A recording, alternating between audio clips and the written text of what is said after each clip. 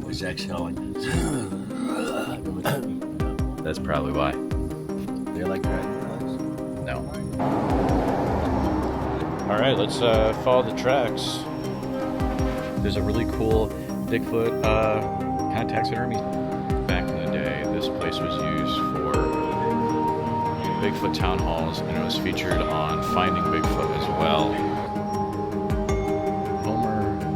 Things got extremely oppressive and heavy and weird.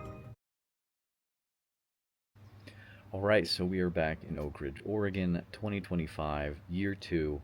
A lot of crazy stuff happened on the way out here. Plane out of Des Moines was delayed. Almost missed the plane in Denver. Lost my wedding ring on the plane somewhere. Looked down my hand, it was totally gone. So got to deal with that. But got to hang out with Ronnie last night, get some new stories, good stuff there. But end of the day, we're going to go out with Ronnie and Dwayne today, have a good time.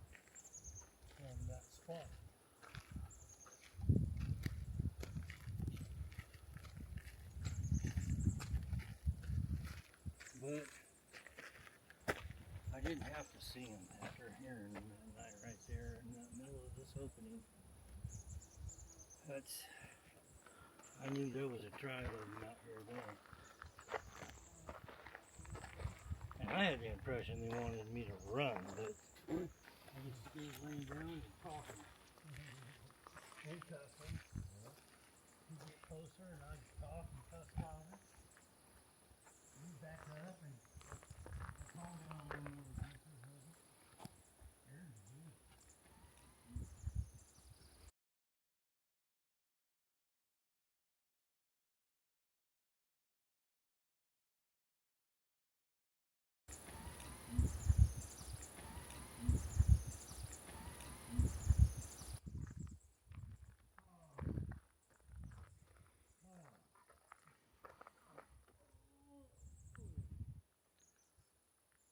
Alright, so we're spending up some time up in Oak Hole today. We have Ronnie, Dwayne, and new friend Mark with us. I've had some weird stuff happen up here.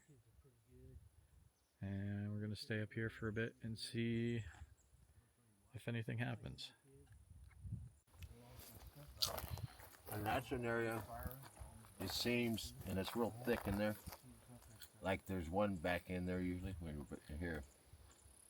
And the reason I say that, we were out here one day, and I walked back where those tracks were. Yeah. Dwayne didn't want to go back because of the situation. He wanted to stay here and leave. He wanted me to leave the keys here, Drew. And I did. Nothing happened back in there. When I got back, there were rock clacking back in there with Dwayne here by himself. Rock clacking and like something was walking. I think it was just for him. They didn't bother me or do anything. Can you share again what you said you heard when we were down there on the trail? It's the only sounds I've heard since we've been here.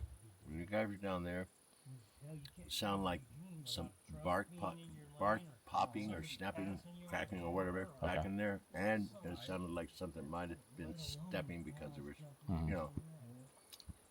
nothing definitive. But this is the first sound I've heard of anything since we've been here. Yeah, I haven't heard anything yet. It's probably because... But I mean, it was several times. It's probably because of my dragonfly thing. No. That's probably why. They like dragonflies? No. But it was hunting season. And a guy had his pickup parked here. Seen him way down the road there. He came out of the woods and had his rifle. And he walked all the way up here and he said, hi, as he's passing by. And I thought, well, I'll ask him what's going on. Asked about hunting. He says, I have hunted extensively for a long time. And he said, in remote areas, because I asked him if he ever had any strange encounters or anything. And he says, I have never had anything that indicated there's anything like Bigfoot out there. Mm-hmm. he got in his pickup and he left. I came back over here. And I had brought a metal coffee cup up with coffee in it. And I sat down and I got up and I accidentally kicked the cup, the metal, and it hit the rocks and went up and right back in there. It was right after this guy left too. Oh, it's like it alerted to something. It's like something responded to that, and the lung capacity or whatever it was had to be phenomenal, and it was exhaling, and it was loud, just an exhale. As soon as I hit that, and that's when the girl said, "I think maybe we should leave." Yeah. But so I said, well, let me sing one song anyway. I haven't done that, so I sang a song, then we left. I think that helps personally. But it was interesting. So I assume while we were talking, and that guy said he's never seen any evidence or anything else, there's 150 to 100 feet back in there watching him while he was talking. Yeah. So it's like That's wild. I don't know why people have this concept. I think of clumsy, like gorillas on two legs walking around, and they're kind of dumb and might walk up on you or something. And no, it's not like that at all. And people wouldn't believe it. Right? They're back in. They go through that stuff. I know I've been here when there were several of them not far back in, and they don't make a sound. They can go through all that without making a sound. But then it's like like the one time you were there here with they made like that thumping noise all around you, like 5 at once, right? Yeah, it's the only time he'd been out. I was surprised he went with me. I didn't come by myself. Yeah. And that's when I was coming up here and entertaining him. So he was one of the 2 guys that brought it. He was the first. We come up, we got out of the car. I'm going back to where the food tree is down now, but it used to be up. And they weren't whooping like they would have been if I'd been by myself. They were some high pitch down shrieks or whatever and stomp. And that's all it took. Yeah. I thought, oh no. I looked around at him and his eyes were bulging out. First time I've seen the big guy scared. Yeah, right. He says, I think we should leave. I think we're done. Yeah. And I had to chuckle, and I was comfortable with him at that time. So I said, Sounds, it's just getting started. Right. He says, no, really, I think we should go. No, I think we're good. So yeah. I had to get him out of here. Right. But it was him, I know, because I was back here and with the food and the guitar, and they were whooping like normal. Whoop, whoop, whoop. Because of, I was afraid to come up. That's something I haven't understood. I had to but every time I was coming up here, even when I was coming up here having a good time, I was nervous. I had to get a nerve up coming up here. And we're kind of like partying, and I'm drinking, and they're whooping, and I'm playing guitar and stuff. I felt comfortable. I felt safe. I felt safe going out of here, and I was glad I had been here. But the next morning, I'd be nervous about coming up. I had to really think about it. Yeah. I don't know why that. And like I said, I was coming up here for over 3 months like that, having a good time. Always nervous about coming up. Never going back, coming up.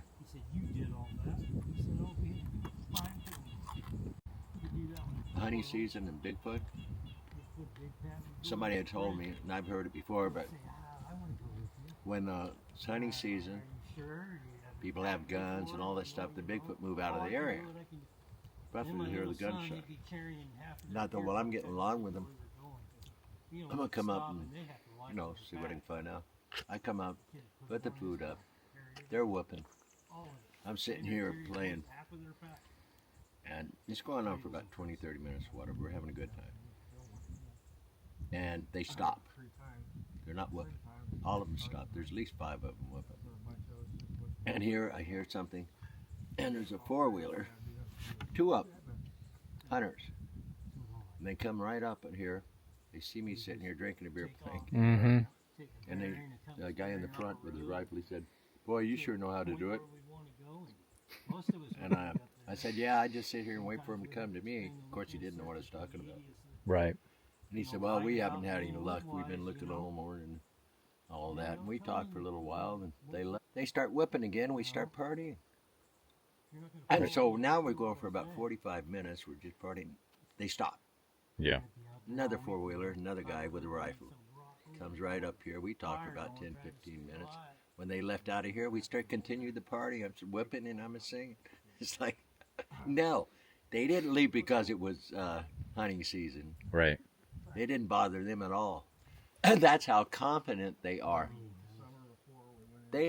These things don't have a problem with us hunters in here. They can avoid them easy, you know. So in my mind, as far as I'm concerned, I laid that to rest. No, they don't have to leave because you're out here with a gun. Right.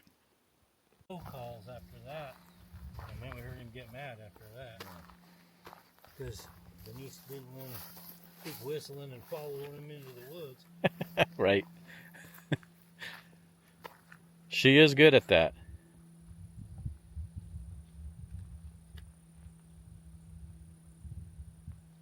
Man, I rely on them chipmunks and squirrels.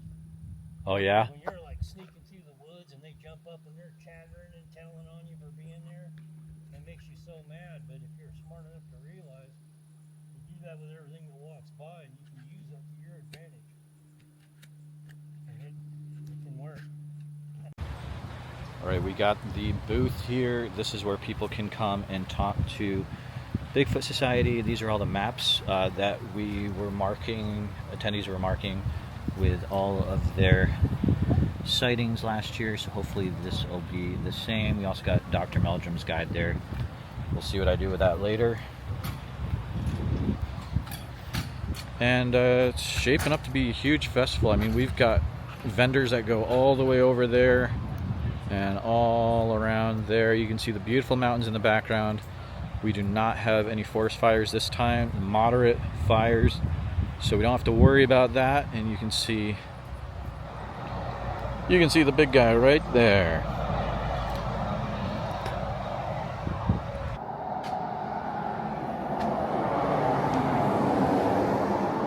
All right, let's follow the tracks.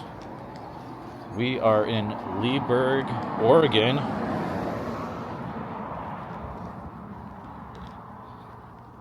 Spot known for a lot of crazy activity. And let's get the name of the place, the Leesburg store, so you can check that out. Let's get back to the tracks here. The tracks actually go over to the bathroom, so there you go. And then you got some right there. Pretty cool stuff. We're gonna go around the town, head over to Ike's Pizza, see what we can find. All right, so we are making our way up the McKenzie Highway, and I just pulled into Ike's Pizza. You can see it there. It's a special part of Oregon Bigfoot history. Ike's Pizza, I believe, was used by Tobe Johnson for some Bigfoot town halls, and I believe this was actually part of a Finding Bigfoot episode as well. We're going to see if we can go inside once it opens, and there's a really cool Bigfoot kind of taxidermy statue that Tobe made, one of his first ones. I believe it was his first one. You can see it is super squatchy around here in Leesburg, Oregon. This is Ike's Pizza on the inside, and of course we've got the main attraction here. And we've got the main attraction here, the Bigfoot created by Tobe Johnson. Back in the day, this place was used for Bigfoot town halls, and it was featured on Finding Bigfoot as well. Great. So Barbara, who works here, was nice enough to bring out the Bigfoot pizza cutter. They use this to cut their Bigfoot pizza. Here's my hand next to it so you can see how big it is. Very, very cool stuff here at Ike's Pizza in Leesburg, Oregon.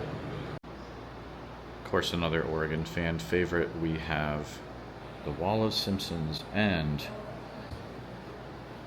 Homer, Lisa, Marge, Bart. Can't remember the baby's name. Anyone remember? But there's all sorts of memorabilia on the walls to do with the Simpsons and Springfield, Oregon, which of course is where, oh, there's the Avengers. But you can look, they've got all of the play sets up there, which is very cool. McBain. Good stuff. Good stuff here at Ike's Pizza.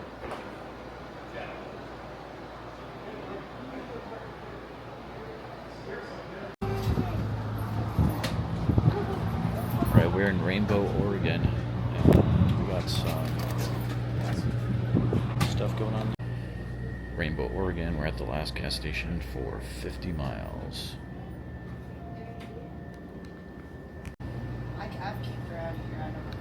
I just want to document a few things. So, when I passed Finn Rock, things got extremely oppressive and heavy and weird. It's just very weird, and I don't know if this is for public, but it to the point where you just want to scream. It's very something. Yeah, it's oppressive. Okay, we're in Rainbow, Oregon now. It is the last gas station for 50 miles. You go in, there's Bigfoot everywhere. There's card prints on the wall. It's a different story up here.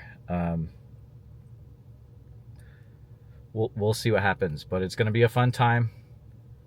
But I need to watch my back. So, all right, we got about 50 minutes to go until Subtle Lake. That includes going over the pass. So, good times.